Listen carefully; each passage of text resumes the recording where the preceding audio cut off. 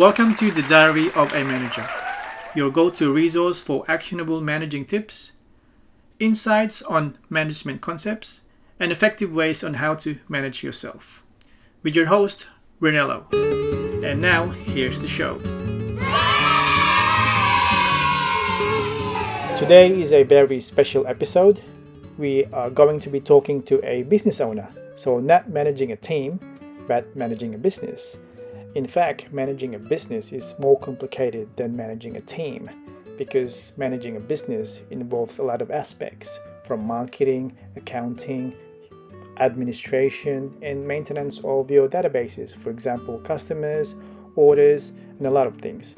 So we will discuss those things in this episode and how the business owner started the idea, how we improve the processes, and how he gets clients.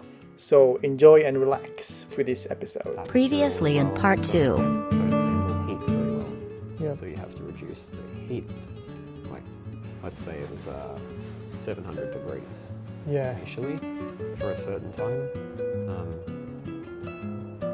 Black diamonds, for example, will just crumble if you put them through that temperature. So you have to do it, say, like 300 degrees. So the time has to be longer. And now in today's show for That was part against 3. Finding those resources in scientific papers, or now AI does that for you. Like it will search that information for you instead of you trawling through thousands of papers and finding relevant stuff. Do they generate good results, ChatGPT these days? Yeah. It aligns with what I've seen in what I do. Especially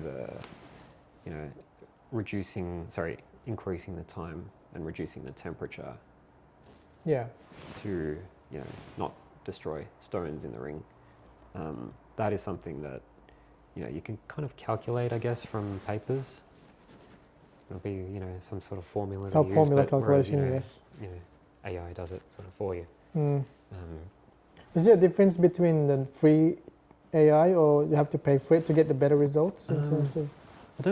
I haven't tried any paid ones. Okay. I just use what is it? We call it Copilot. Built into Windows. Yeah. ChatGPT now. I haven't used that one specifically. Because I have a paid one, and I've received some feedback where some people get better results when it's a paid version, right, and not good results when it's a free version. Yeah, it could be something to look into. I mean, it's done fine for me. There's definitely been times where I've called it out when it's sort of said something that didn't sound right to me, and then it will correct itself and say, you're right to call me out on that. Sorry, I assumed this and this and this, and then, then you start to worry a bit, like, how much can you rely on this? Exactly, because I used ChatGPT a few times when I was asking for the rates, because every July, Fairwork releases rates for different awards if you're in the different industries. And at one point, ChatGPT gave me the rates for last year. Oh yeah. So I told him this doesn't look this doesn't look correct, the rates. And then ChatGPT realized he gave me the wrong rates. Sometimes you have to be really specific and say only use official resources. Otherwise, it might rely on information it got from Reddit. Where someone's commented and they're wrong. So that's where you have to be really careful in that regard. Yeah. And I've noticed that when you're doing your initial research in terms of Google Scholar, so that's basically you start with theory, you implement it, you're testing it by implementing it, and then when you did experimentation, the practice didn't match the theory, so you did your modifications in the actual more experimentation. So I think with your business, it's more. I think you get faster. You get to learn faster when you do more experimentation and theory. Obviously, with the nature of your business. Yep. And you do it still. You're still doing experimentation these days, or is it a continuous process, or you pretty much? No, there's always new things to figure out. Yeah. So I'm trying to. Like I said, I outsource diamond settings, so there's things like that I would prefer to have in-house, so I have more control over lead time on that. Yeah. But I need spare time to sit there and experiment with that, which I don't have a lot of these days. So So Yeah, so I think with you, it's about managing your time, and obviously as a business owner, there's a lot to manage. It's a lot to manage. Time is basically number one. Yeah. Because you use time to manage all the clients' orders and different systems, and making sure that you do your best and tax. Yeah. So there's a lot. There's a lot to worry about, and marketing, obviously. Yeah. So that's And that's why I don't have much time to do all that. Yeah. So, like being in business for a number of years now, what do you think is the key to have survived this long, and continue to have clients year in year out? Yeah, I think having a niche, which I don't know if you remember Seth Godin. Yeah. That's sort of what he was all Marketing about. guru. Yeah. Having your own niche, especially in the jewellery world, but like having something you're the best at, and you want that to be the first thing that comes to someone's mind, or because it's otherwise you just one in a sea of another competition. Thousands of other businesses that and if it's all the same as well, then it's as Seth Godin would say as well, it's a race to the bottom on price. To the bottom, yeah. So this company's selling that gold ring for $2,000. I do it for $1,900. They go to $1,800, and you just go down and down until it's not worth doing at all. Yeah. So you have to have something unique about what you're selling that makes it different. This is why it's so difficult to compete on Amazon or anything like that, because there's hundreds, maybe thousands of companies selling the same products, and they're all competing on price. There's literally no difference. Yeah. So I think that just having that niche. I mean, there's plenty of niches out there, but you have to find one that speaks to you as well. Like I like doing the men's rings because they're a bit more industrial styled. I machine them. I didn't mention that, but I'm not like a traditional jeweler that's, sitting there with a hammer and a soldering iron and. It's like commercialized version. Yeah, which is the traditional way. I machine rings from solid metal. It's more of an engineering approach, which is what my brain likes. I take that approach with every part of the business. So that's why I look at the processes and there's like better ways these things can be done.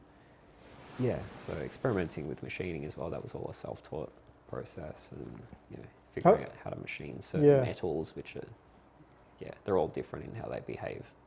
Yeah, wow. How did you come up with your niche? Did you have like did you sit there, okay, niche, I need to, did you what was the process between coming up with your niche, or was it always in your mind?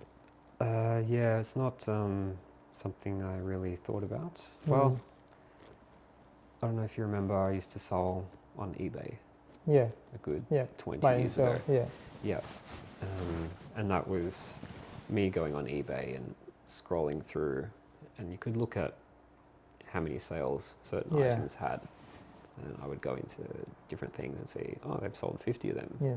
It's interesting. Maybe try it, And one of the ones I came across was a ring, like a titanium ring. Okay. And not that was my interest at all. I just sort of had a look, and then, Alibaba.com was around then. I don't know when they started, but early 2000s. I could see on there, they sold that ring for $50, and then I have a look on Alibaba and find a similar ring and $2. Okay.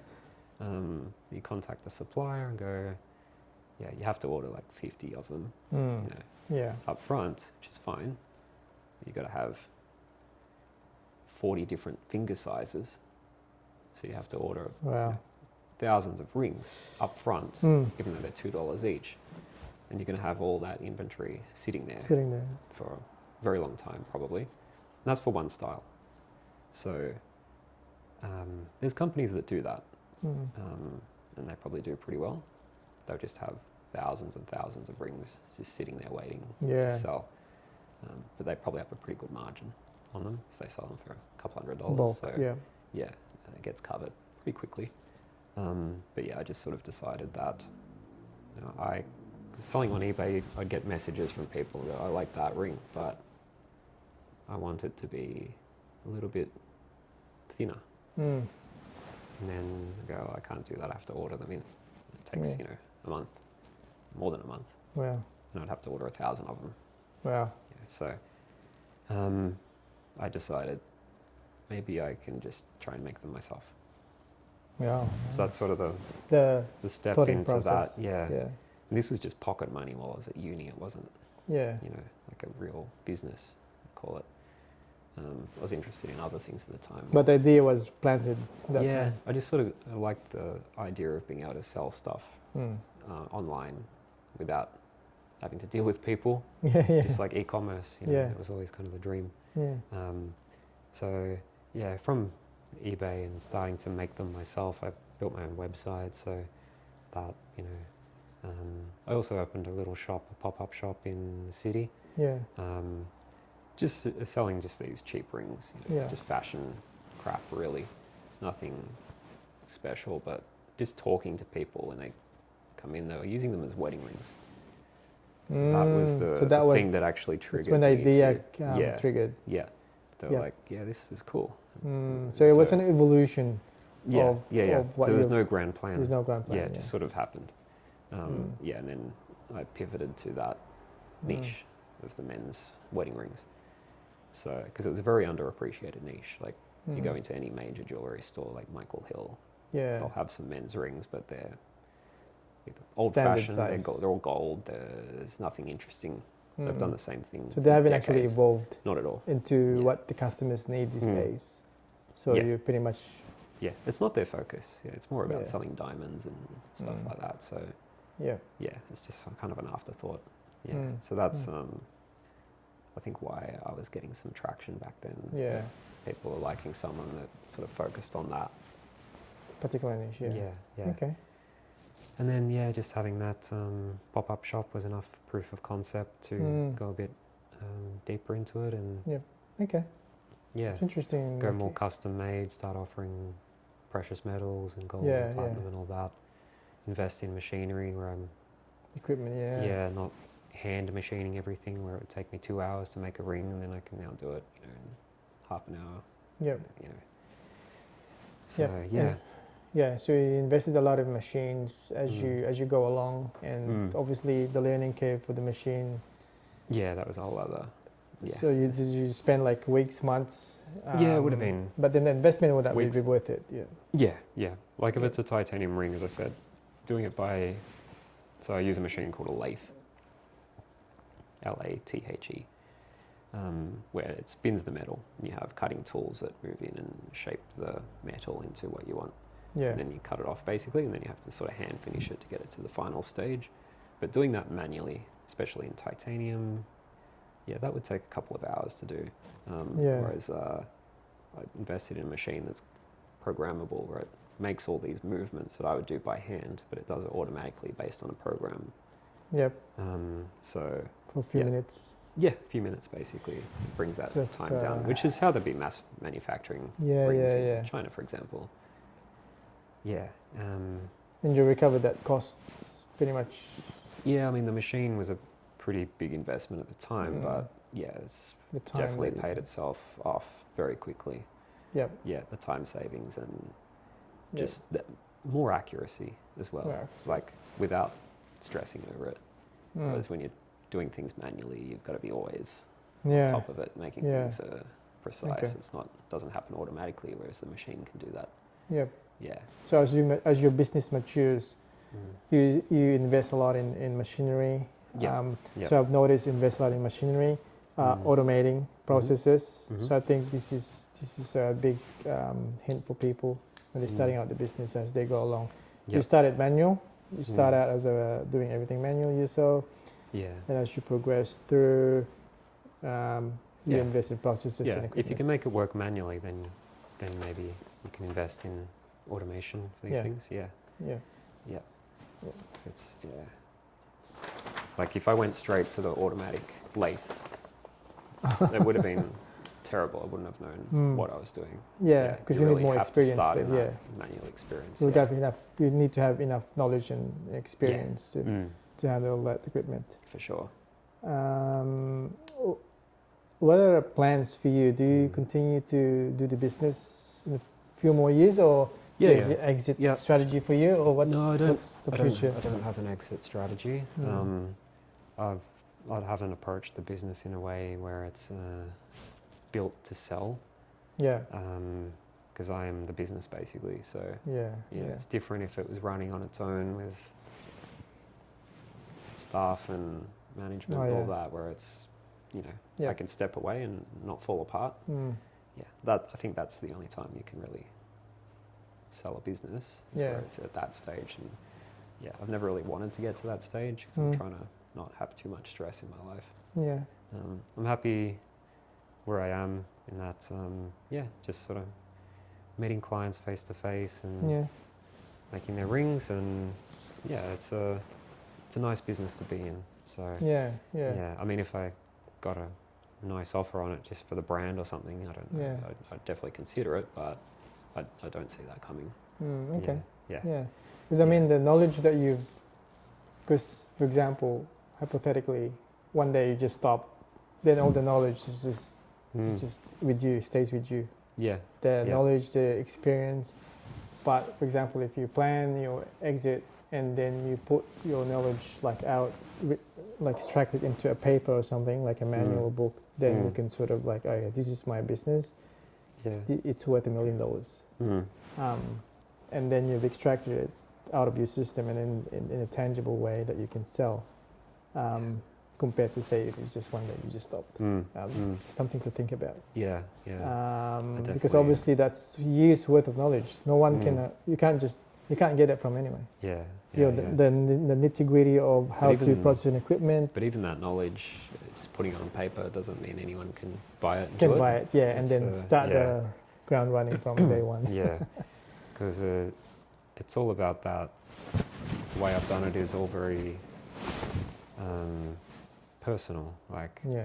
If some company bought it and then they get some sales guy to be the facing customers, I don't think it would do anywhere near as well.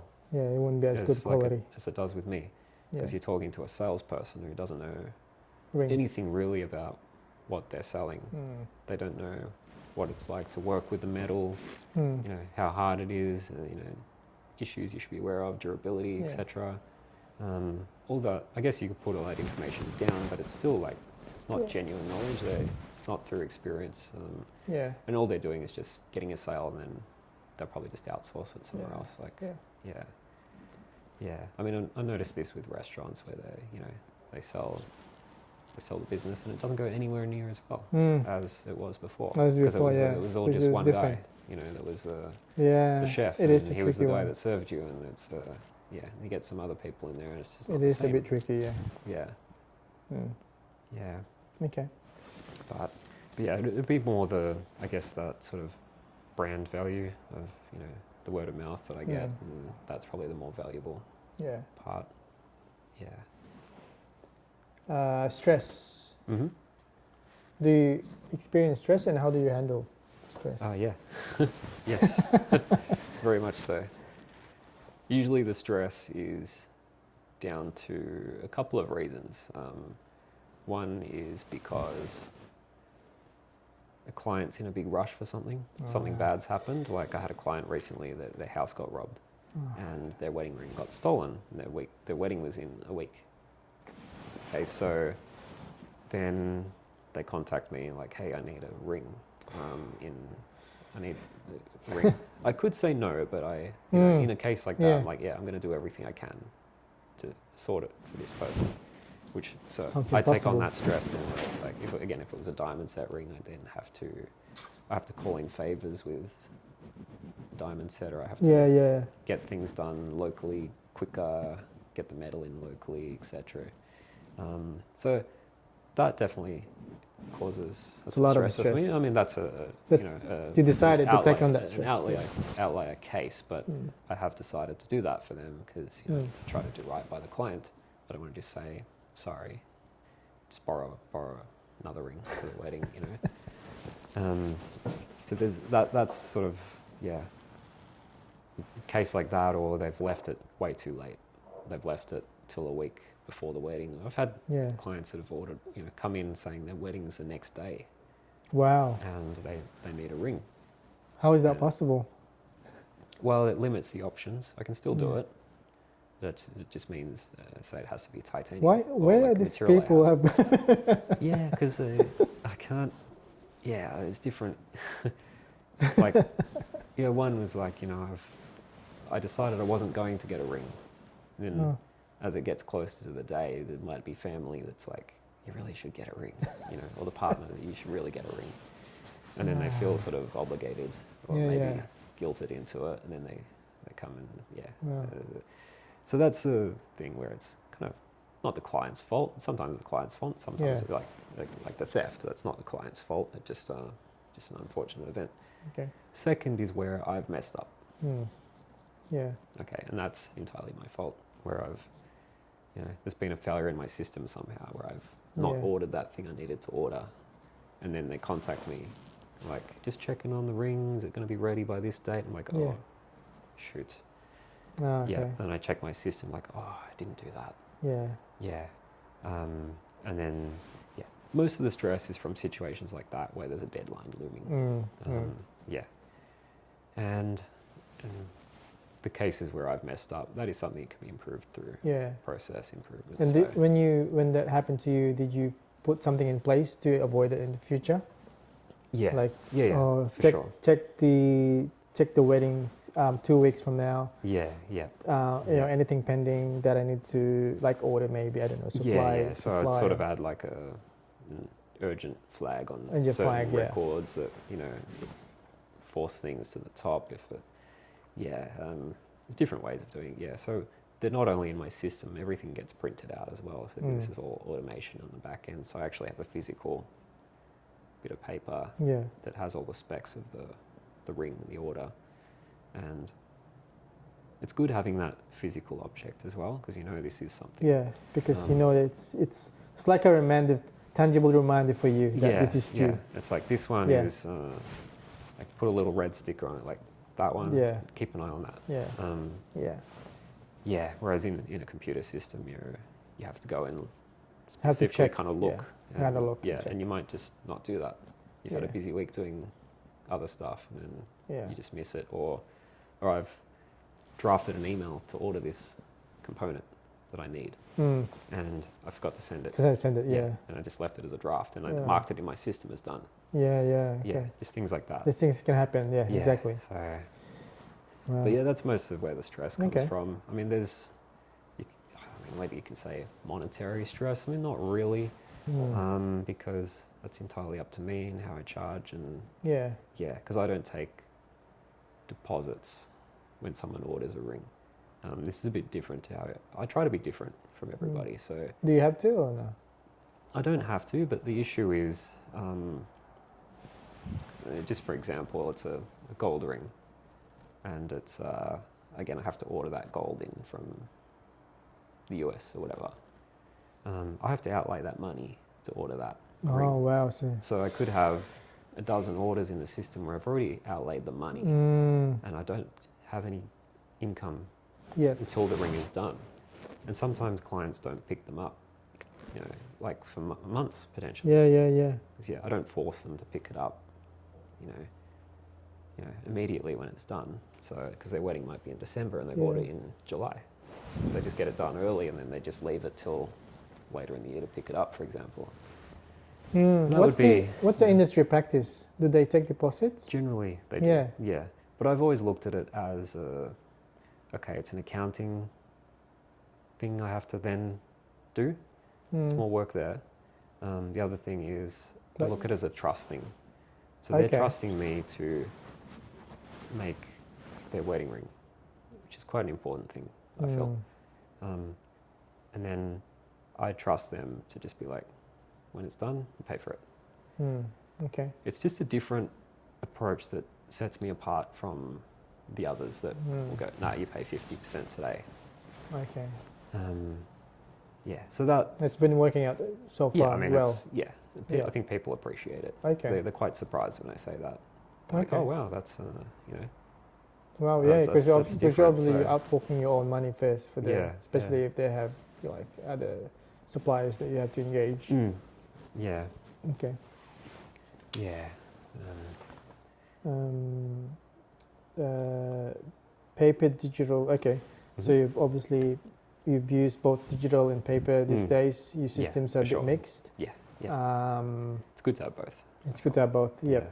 And I think that's pretty much it. And I think lastly, if someone is out there listening and starting or thinking to start a business in I don't know, whatever industry they are in or interested in, what are maybe the 2-3 things that you can tell them in how to approach, maybe aside from the niche thing that you mentioned? Yep. That you can share. It's quite a wide open question. I mean, they get a passion, and what do they need? Do they need to have a passion, or do they just need to notice something that needs to be solved in the industry or something? It's a good question, because this wasn't a passion of mine, but it became it. Okay. Like, again, as I explained, it was sort of a gap in the market that I noticed, and then as I started doing it, I realized I actually quite like it. So maybe it was just lucky in that case. But yeah, I don't think making your passion a job is maybe the best thing to do. Yeah. Because you kind of, when it becomes a job, you kind of lose the passion for it somewhat. Whereas mine went the other way, which is a bit unusual, I think. But or try, because I apply a different approach to wedding rings, which is machining rather than that handmade sort of old school aspect. So my passion is more machining. It's not wedding rings. It's the process. It's a process. Yeah. My ring is just the product. Yeah. Also, another passion is design. So rings is a good intersection of those two things, design and engineering. So for my case, that worked out really well for me. Yeah. Again, it wasn't all by design in my head when I started. It just sort of went that way. It's always a journey for you. Yeah. Okay. But yeah, in terms of advice, it's really hard to. I've definitely turned passions into businesses before. Like I used to sell guitar strings. Yeah. Just because I like playing the guitar. Yeah. Kind of stopped doing that when this business got busy enough. But yeah, that's one way to do it. Yeah. Okay. I mean, in your case, you tried a few things. Yeah. And this looks like to be promising, the rings business, and you sort of like. Yeah, I had to sort of drop the other things. Drop the other things. The time wasn't. Yeah, it was taking to do those others was not viable. So try different things and pick the ones that actually you think that's going to be successful. And and then once you're on that journey, you can just sort of improve. With your case, you pivoted to wedding rings. Yep. So it's almost like a journey. Yeah. Okay. Cool. Yeah, and try to automate as much as possible. Yeah. To avoid having staff and issues that come with that as well. Additional expense. Yep. Okay. Yeah. Oh, cool. Yeah. Thank you. Thanks a lot, Ed, for your time. Appreciate it. Thank you. So my name is Rel, and welcome to the Diary of the Manager.